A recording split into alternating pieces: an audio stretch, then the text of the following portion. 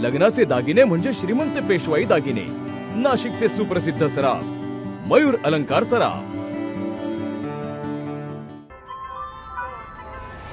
ताज्या बातम्यांसाठी नाशिक न्यूजच्या YouTube चॅनलला सबस्क्राईब करा आणि बेल आयकॉनला प्रेस करा।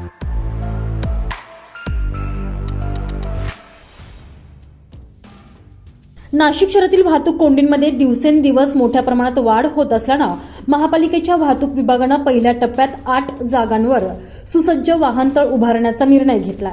त्यानुसार मनपा लवकरच एक्सप्रेस ऑफ इंटरेस्ट तथा स्वारस्य अभिधेकार पद्धतीनं इच्छुकांकडून अर्ज मागवणार आहे। वाहनांना पार्किंग उपलब्ध व्हावी याकरता महापालिका ऑफ स्ट्रीट पार्किंग देखील उभारणार आहे।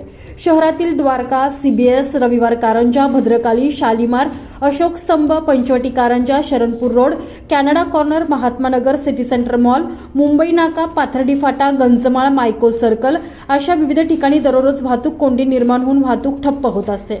वाहतूक कोंडीवर उपाय तसेच वाहनांना योग्य ती पार्किंग उपलब्ध व्हावी याकरता स्मार्ट सिटी कंपनीच्या माध्यमातून 3 वर्षांपूर्वी ऑफ स्ट्रीट आणि ऑन स्ट्रीट पार्किंगचा प्रयोग राबवण्यात आलेला होता, मात्र तो अपयशी ठरला।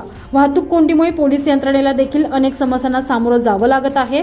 वाहतूक शाखेचे पोलीस उपायुक्त चंद्रकांत खांडवी यांनी शहर परिसरातील कार्यालय, मोकळे भूखंड, शाळा, महाविद्यालयांमध्ये अंशतः तत्वावर नाममात्र शुल्क आकारून पार्किंग सुरू करण्याचा प्रस्ताव सादर केला होता, मात्र महापालिकेने आपल्या स्तरावर वाहनतळ उभारण्याची तयारी आता सुरू केली आहे।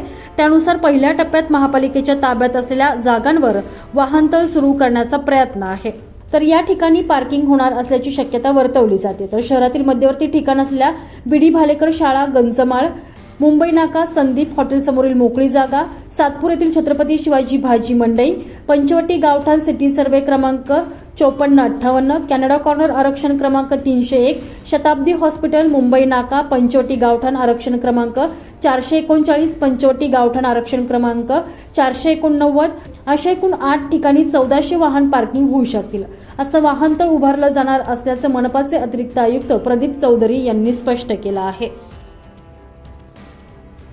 संजय परमार, नाशिक न्यूज, नाशिक।